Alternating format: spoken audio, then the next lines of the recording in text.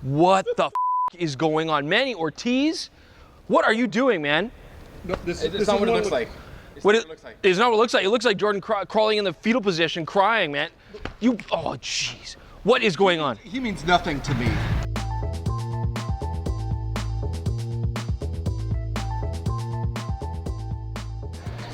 Welcome back, DPReview TV viewers. Chris Nichols here, and I'm coming to you from a swing.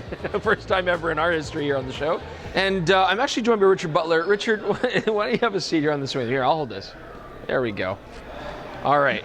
Richard and I are here in Coney Island. Sony's flown us out here, right? Put us up to take a look at a whole bunch of new products. We've got the Sony a6600. You're rocking the a6100. And we have two new APS-C lenses to look at as well. Now, there's a lot to test and there's a lot to look at. And so today, for this video, I'm primarily going to be focusing on the a6600, the flagship camera. And let's keep in mind that these lenses and cameras, we're not really playing with final firmware. We don't have a lot of time to play with them. So this is just a first impressions look. Richard, though, is going to get you sample photos for the a6100 for DPReview.com. Yep, with any luck, those are already live by the time you're watching this video. There you are. So we're going to take a look at this flagship. Richard's going to be kind of popping in and out, but join me. Let's have some fun around here and try out these new APS-C cameras from Sony. I do also want to point out that Jordan also has a Sony a6600. He's shooting this entire video on the camera, so pay attention to the 4K quality. He's also, of course, going to try out the real-time tracking eye detect throughout the entire video as well. We're going to take him out of his comfort zone and see if he has trust issues. Forums!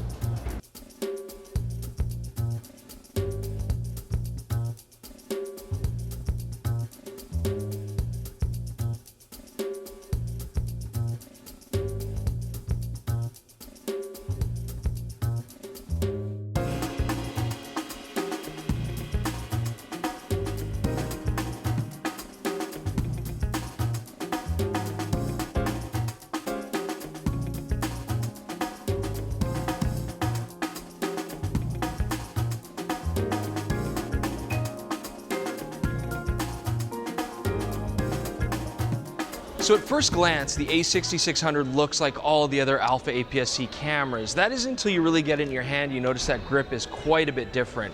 Now, of course, the main reason for that is to fit the larger Z-type battery, and that is going to be a huge benefit. I know a lot of people, that's going to be one of the things that really might drive them towards this camera. And to be fair, that larger grip actually feels really comfortable. It's very different than what you're used to. I've used so many of these A6000 series cameras. This is a departure, but I love the inward slope. Your fingers hold on, they're nice and tight. But there are some ergonomic things I do want to mention. First off, this larger grip is begging for a front dial. I do not know why they will not depart from that. I really wish there was one there. Then we could maybe get an autofocus joystick on the back, and that would really help to just give this a more ergonomic control and feel for the camera. Very similar to what we're used to, but with that bigger grip. So the Sony a6600 has a very fast continuous high-speed shoot, 11 frames per second, no complaints there. My real issue is still the card slot. We only have one card slot on here. It'd be nice to see two, or at least give us a UHS 2-speed card slot, because I'm still struggling with that constant delay where you take a burst, you want to check your stuff, and you're just waiting for those files to count down out of the buffer. It is very, very slow, and so I'm finding that frustrating. I feel like at this kind of generation of camera, that should clear out quicker. That would definitely be something I think a lot of you would find far more convenient. All right, so it's time to talk about the EVF on the a6600, but I'm gonna need a drink first. Because here's the thing. We have a decent EVF, it's not bad, but XG resolution, 2.36 million dots. I mean, for a flagship camera, I do wish it was higher. Remember, this camera's got stiff competition, especially with the Fuji X-T3, which has resolution viewfinder well above this. As well, the optics on this camera, in the viewfinder, it's still a little bit tunnel vision. I get it, because they are trying to keep that same compact nature. So I'm not gonna fault it there, but I do feel we could have had a higher res viewfinder, especially for the price. Okay, so I think by far the most significant thing here is that Sony has now basically filled up their entire lineup with real-time tracking autofocus. You know, I do complain about not having a joystick on the back, but to be fair, although there are situations where you do want to take specific control and set a fixed autofocusing point, real-time tracking with eye detect works so well in so many situations, you could almost just leave it there and never touch it. I love the feature, and really that's one of the most compelling reasons why you might still look at getting a 6100 or a 6600. Okay, so while I take Richard for a little bit of a drive here, I just want to discuss, Richard, so one of the things that's distinctly missing off the A6600, the flash. We have a hot shoe, but no flash. And how do you feel about that? Well, it's disappointing. I mean, you know, there are times when you want a little bit of fill flash, and even the cheapest external flash, it's going to add cost, it's going to add bulk. It's a nice thing to have. So yeah, it's a shame to see it go missing. Okay, but I'm going to play devil's advocate, Richard, because I feel like the target audience for a more expensive camera, they might not want to bother with flash. They're going to rely on DR, they're going to do post-processing, or you know, throw in a Pocket Wizard or something like that, you know, throw on a Godox and start using heavier studio lights. Yeah, but on a sunny day, there are times when you just want to pop that flash up, just get a little, you know, pick up the features a bit. No, that's when you just quit and go home. A lot of the features in this camera are fantastic, but some of them it's a little bit disappointing, and the sensor, I have to admit, is one of them. We've got the same 24.2 megapixel sensor that you find in a lot of the other Sony APS-C cameras, and the unfortunate thing about this is, although the resolution's fine, I'm not debating that, it's subject to lots of rolling shutter, and we're still seeing that here. It makes the electronic shutter basically unusable. It's not great for video, but more importantly, I get that the A6100 would still have that sensor to save money, but the 6600 is not an affordable camera. It's the flagship. Why doesn't it have the 26 megapixel sensor that camera like the Fuji X-T3 uses? And honestly, that really is the camera to beat in this market. So I'm a little disappointed we don't have a higher res, more modern sensor in this camera. Yeah. Okay, so I'm shooting RAW plus JPEG here.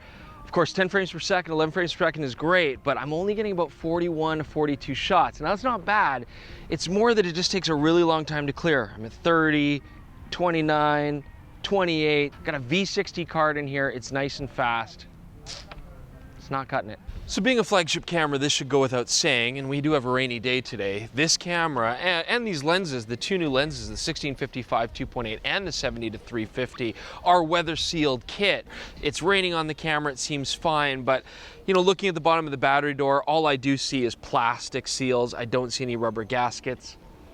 Hey Richard, how are you coming along with that 6100? Oh, pretty well. How do you like the 6600? It's good, and I'm glad I found you because I really need your expertise here. I don't think a lot of people realize how much the companies will change menu features, disabling some things, enabling others, just based on price point, even though effectively you're talking about the same operating system. Yeah. So what do you really gain when you go from a 6000 or 6100 to a 6400 or 6600? What are some standouts for you? Well, there are two that really jumped out at me, and they're features they've cut out of the base model just to, you know, to keep it simple, to make sure it's not overwhelming for the first-time user. Right, but and also to justify the higher cost of the higher-end cameras. Oh, you're such a cynic. But yeah, two that really jumped out at me are auto ISO minimum shutter speed. Yes. Where you tell the camera what shutter speed should I tolerate before bumping the ISO up. I rely on that almost exclusively on a lot of cameras when I'm testing them. I do a lot more than I thought I would. Yeah. I use it a lot. And also the ability to register two different AF points depending on which orientation you've got the camera in. You know, it's not going to matter to a lot of people, but if you're shooting sports and you want to react quickly, turn the camera and want to compose differently, you might want to define a separate AF point and just jump straight to that one. A6100, you can't do it. Now, of course, we're talking about how the 6600 has all these extra features, but it is actually missing a couple interesting ones. Yeah, Superior Auto, which is Sony's kind of do everything for you point and shoot mode. That makes sense to lose. Yep, that makes sense. But also the Sweep Panorama mode, which has been popular across all the other models. It's in the 6400. It's missing here. And that is strange, because that would actually be something very useful. And again, it's these things that are just inexplicable and really designed to just segment these cameras apart from each other. Apparently so. Jordan, to talk about video, and the A6600 is very similar to what we've seen before. On the 6500, it's a couple major additions though. The biggest one is having real-time tracking on this camera. It's great, you can tap a subject, you can see the eye being tracked while you're recording video if there's one in the shot. However, you can only initiate it by touching on the touch screen. So a lot of the time I would have to take my eye off the viewfinder on a bright day like today, tap the screen which shakes the camera, and then get my eye back up to it. I wish I could just place a focus point on and give the shutter a half press to initiate autofocus, just like we do in stills. As well, I did find when you're recording video, it tends to lose your subject in tracking much more often than it does when you're shooting photo. So it's something that I certainly enjoyed using. However, I was constantly tapping on the back screen to make sure that that focus stayed on my subject. The other major addition that we've seen is the addition of a headphone jack, and that makes this the first camera to check all the boxes necessary for a perfect vlogging camera. You've got a lightweight body, headphone jack, mic jack, great autofocus, built-in stabilization, and a full flip screen. That said, that rolling shutter that has always been an issue on this sensor is still going to rear its ugly head. I was hoping we'd never have to talk about cameras as vlogging cameras again, but it looks like we are still waiting for that perfect vlogging camera. But this is the closest thing yet. So with the very short time we've had to play with the a6600, these are my final thoughts. First off, I can't help but feel that this camera is what we've already had before. It feels very much like an a6500.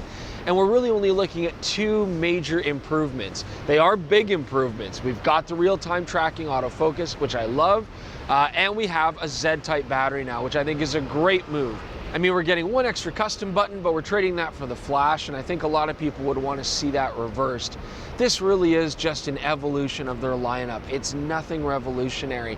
Still, this is a very capable camera, and when you couple it with the two brand new lenses, I think that is also one of the biggest achievements that we've seen on this particular trip. To me, those two lenses, although expensive, are absolutely exciting. So another issue that I think the a6600 is going to have to battle against is the fact that the Fuji X-T3 is still, I think, a better all-around camera in this exact same class. It has a newer sensor. It has much better video capabilities. The ergonomics are fantastic. The EVF is superior. And really about the only advantages the Sony a6600 has over the Fuji X-T3 are real-time tracking autofocus, which is the best in the industry, absolutely, and of course IBIS. And those could be very important features for you in your photography, but otherwise, I still think that the Fuji X-T3 has the edge. And this was really Sony's opportunity to assert their dominance in this market and create a camera that would be the greatest APS-C camera in this whole industry, and I just don't think they've done that this time. Now, of course, we are looking at flagship cameras, and that means the price point is high. There is a lot of talk on the internet, why not just go full frame? Get a Sony a7 III, throw a Tamron 28-75-2.8 on it, and you have a very similar package to what I've been using here today with the 6600 and the 1655 2.8. That is a valid point. Again, you are missing out on the real-time tracking autofocusing systems, but you're still getting Sony's excellent eye detect and animal detect capabilities, and that might be an absolutely viable option for you. Is this camera going to find its way in your camera bag? I hope this video helps you figure that out and make that decision for yourself. Thanks so much for joining us here in New York City. I want to thank Richard Butler, my co-host, for doing a great job, and Manu Ortiz for actually also helping us out a lot in our video. Hope you guys enjoyed that. Don't forget, of course, Twitter and Instagram. Please subscribe to the channel. Let us know your comments below. And because it is the season for a lot of new camera launches, I'm sure we'll see you guys very soon from another very interesting location.